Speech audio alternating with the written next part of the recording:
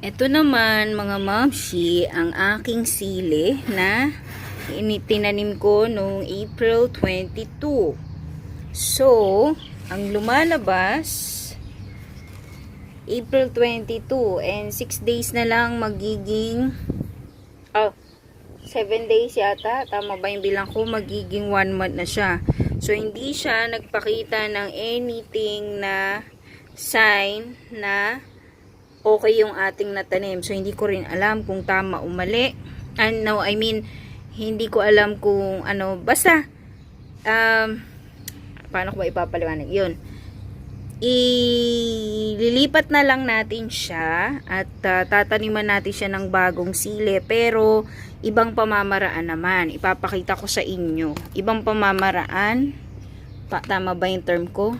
Basta ipapakita ko na lang sa inyo para maipaliwanag ko rin kung bakit hindi siya siguro nagpakita ng progress. Okay? See you later. So, ito ngayon ang gagawin natin, ma'am. Sabi ko nga, itatama natin yung pagtatanim ng sili. So, meron ako ditong lalagyan ng itlog na instead na itatapon, gagamitin natin. Ngayon, yung sili, ito yung ginamit ko dun sa Bigas tips ko. And, ililink ko na lang yung ano niya sa description box. Ito yung ginamit ko. So, may ilang ano na yon, ganito na itsura niya. Nawawala sa focus yan. So, yun ang tatanim natin. Ilalagay natin dito. Ngayon, kaya ako dito ilalagay kasi ang naging mali ko dito, sa tingin ko, una, maliit lang yung buto na itatanim. So, masyadong marami yung lupa. Pwede rin naman yun. Kaya lang kasi pag starter, dapat sa maliliit lang. Yung mababa lang yung pagtanim mo. Yung parang ganyan lang. Ganyan, yan. Ganyang tanim lang. Maliit lang. Tapos, yun nga, i-sprinkle mo ng tubig para dilig niya. Tapos, hindi siya masyadong malapit masyadong direct sa araw. Ngayon, hindi ko rin alam, baka rin kasi yung lupa siguro na gamit ko, hindi siya ganun kataba, kaya hindi siya tumubo. Or pwede rin yung weather, masyado talagang mainit na ngayon, hindi kinaya ni sili. So, tapos yung nung pagtanim ko sa kanya kasi, 'di ba, binaon ko siya. So, mga ganito yung ginamit kong sukatan para itanim. So, dapat mababaw lang. Kasi sili lang to. Maliit lang na buto. Ganon ang dapat. Mga nakikita kong mali. Mga naging mali ko. Kung bakit hindi siya nag-germinate so far. Or nainip lang ako. Ganon. Hindi, pero kasi dapat mga 18, 'di ba, nasabi ko nga sa una kong vlog nito, 18 to 21 days dapat ita-transplant na siya. Ni isa wala pang sumisibol. So, may mali ako sa nagawa ko or dahil sa weather nga, 'yun. So, ngayon, itatama natin, titingnan natin dito. Pag hindi pa rin siya tumubo dito, ibig sabihin siguro noon baka sa weather na talaga. At saka ang isa ko rin palang naisip, baka yung buto na tinanim natin masyado na siyang matagal. Ito naman fresh. So nakita nyo, 'di ba? Hindi pa masyadong lukot yung balat niya. So baka 'yun yung mga tinitingnan kong mali. So, ganun talaga sa pagtatanim. Iisipin natin yung hindi lang tayo basta-basta magtatanim. Dapat meron din tayong medyo konting alam sa pagme-maintenance. Meron lang din mga halaman na kahit ibinato mo lang, tapos dahil sa umuulan sa atin, tapos mainit, tumutubo siya. Pero mayroon din mga buto kasi na hindi ganun kabilis. Kaya ito na, gagawin na natin.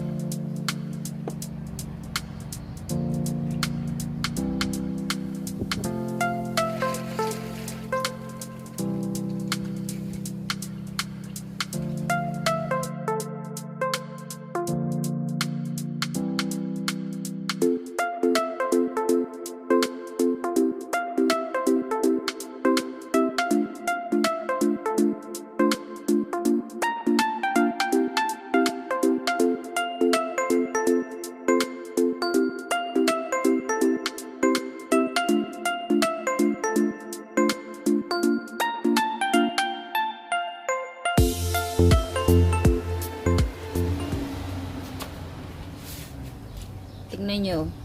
Ito yung isa sa nakuha ko. Ay, lumipad. Nasaan na? Basta yun yung sili. Na ano, hindi naman siya, ito pala. Ayan. Tingnan mo, hindi man lang siya humalo. Hindi man lang siya bumuka or something. So, kailangan talaga natin siyang ulitin.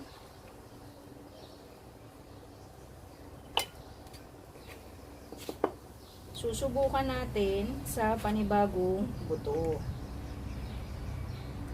So, ito na. Ito na. Ayan. So, ihihilera na natin ngayon yung buto. And bago pala yan, pakita ko lang sa inyo. Yung isa pang mali na napansin ko, siguro dahil itong isang pot, walang butas kasi. So, parang hindi makakapag-circulate yung kanyang lupa.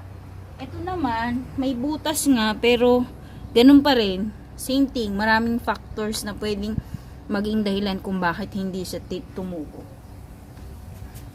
Ngayon, itatanim ko na itong buto, kasi nga ito, fresh pa to.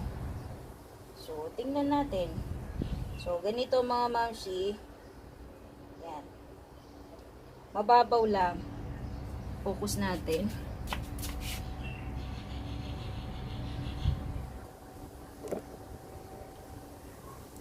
Ayan.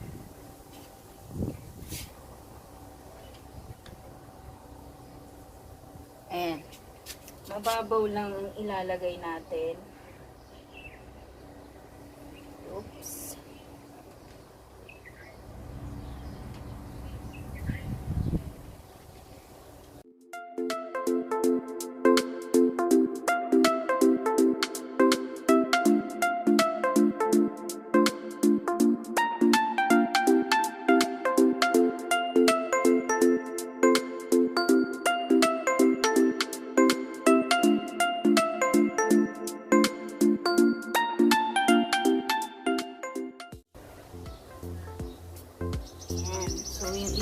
Tabunan lang natin ng konti.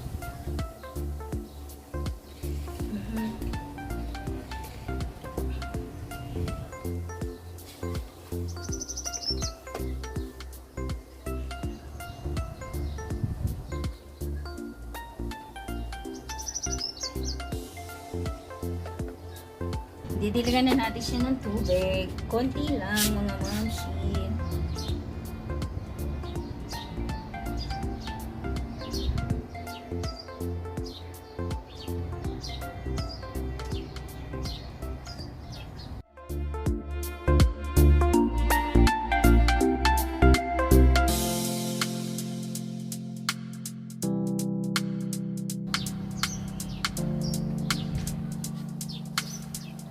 Lalagyan ulit natin ang label dito, mga moms, pero mamaya na.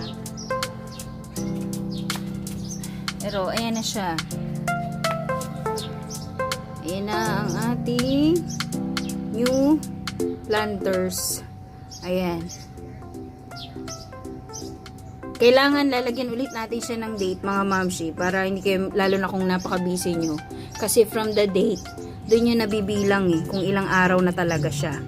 So, lalagay, katulad nito, na-determine ko siya na 22. So, magbibilang ako, mababalikan ko. Siyempre, sa ating mga nanay, marami na sa ating makakalimutan sa sobrang dami ng iniintindi, iniisip at binibilang. So, ito, ayan. Lalagay ulit natin dyan and magbibilang ulit tayo ng araw. So, ayan na muna. Ayan. Sili update tayo mga mamshi. Today is May 20. Ayan. Tingnan nyo, nakakatuwa. Kahapon wala pa to. Dahil pala kahapon nag-video na ako. Kasi kahapon, ayan, kahapon ganito pang itsura yan. Yung nakabaluktot. Yun. Ayan, ganyan pa siya kahapon. Tapos ilan lang yun. Yung mga nakaano ngayon. Ito na. Nakaano na siya oh. Ito nakatayo na. Ito yung kahapon na ano. Ayan, kahapon. Ayan. Yan. Natuwa ako. O, diba? Ayan. Bibigyan ko lang kayo ng update sa aking sili na nakakatuwa. Ayan o. So, kailan nga natin to? Ayan, May 15. Kasabayan nung mga ano. Pero, iba kasing video to mga mamshi. So, ito yung update. Tanggalin natin to. Ayan. So, dito, makikita natin na ang ano talaga is yung buto ko. Una, yung buto ko bago. Nakita nyo naman, bago yun. And then, starter lang ito. So, sinunod natin yun nga yung sinabi ko na dapat mababaw lang ang pagtanim. So, ayan, bumuka siya. Imagine, 5 days lang. Ayan na, bumuka na siya. Samantalang yung ano yung una, hindi, ang tagal-tagal ko nang hinihintay kasi 18 to 21 days dapat transplant na siya. So, ito, siguro nga, baka 18 to 20 days, pwede na siyang ilipat. Or kahit pa hindi 18 Basta, patitibayan lang natin yung ugat niya bago natin ilipat siya. So, ayan na ang aking sili for today na update. Di ko pa medyo natutubigan. Pero marami pa yung tubig Kaya lang nisip ko bukas, pag the next morning, tuyot na yan. So, dadagdagan ko lang siya ng konting tubig. Hi! Natutuwa ako. May sili na ako. Sana lumaki kayo ng maayos. So, ayan na po ang ating update sa aking sili. Kung hindi pa kayo naka-subscribe sa aking channel, please do subscribe. And kung mahilig kayo sa mga ganitong klase ng video, mga hobby vlogs, or yung mga buhay-buhay vlogs, life. Ayan. Please do subscribe na and hit the red notification bell. And again, see you in my next vlog. God bless us all. Bye!